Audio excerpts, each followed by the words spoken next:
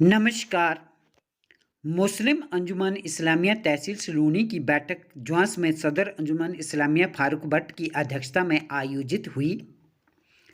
बैठक में केंद्र सरकार द्वारा जो संसद में वक्फ बिल लाया गया उस पर चर्चा की गई। संसद द्वारा पारित वक्फ विधेयक 2024 को लेकर मुस्लिम में आवाम ने अपनी नाराजगी व्यक्त की। साथ में अंजुमन इस्लामिया का कहना है कि ये नया कानून वक्फ संपत्तियों के कामकाज में दखल देता है और मुसलमानों को धार्मिक आज़ादी पर असर डाल सकता है। ये कानून देश के संविधान में दिए गए मौलिक अधिकारों के खिलाफ है और मुस्लिम अंजुमन इस वक्फ बिल का विरोध करती है और सरकार से आग्रह करती है कि इस वक्फ बिल पर पुनः विचार किया जाए। मुस्लिम अंजुमन इस्लामिया ने बैठक में ये भी निर्णय लिया गया कि 4 मई 2025 को अजमेर मुस्तफ़ा कॉन्फ्रेंस का आयोजन किया जाएगा, जिसमें मोहम्मद सल्लल्लाहु अलैहि वसल्लम की जीवनी पर रोशनी डाली जाएगी और लोगों को उनके नुस्खे कदम और चलने के लिए जागृत किया जाएगा, ताकि हमारे नौजवान युवा जो नशे की ओर जा रहे हैं और उनकी ज़िंदगी बर्बाद हो रही है उनको बचाया जा सके, ताकि हमारे युवा सही रास्ते पर चल सके।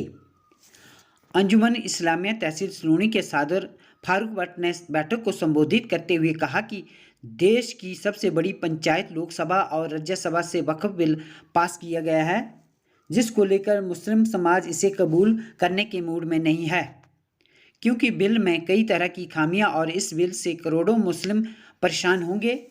इसी को लेकर आज अंजुमन इस्लामिया तहसील सलूनी के सदर फारूक भट्ट ने बैठक को बुलाया, इस पर चर्चा की और केंद्र सरकार के खिलाफ सख्त रुख अपनाया।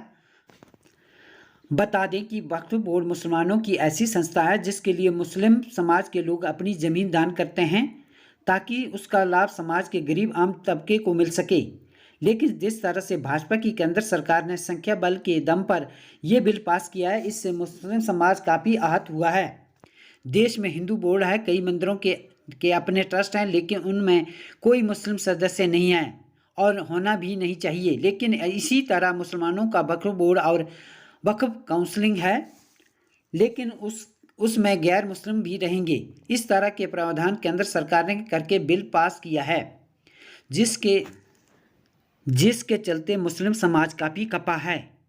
अंजुमन इस्लामिया सलूनी के सदर फारूक भट्ट रज़वी ने साफ तौर पर केंद्र सरकार को चेताया कि मुसलमानों की बेहतरी को देखते हुए ये बिल वापसी लें, ताकि मुस्लिम समाज परेशान न हो, अन्यथा सर्वोच्च अदालत का रुख करने से भी गुरेज नहीं करेंगे।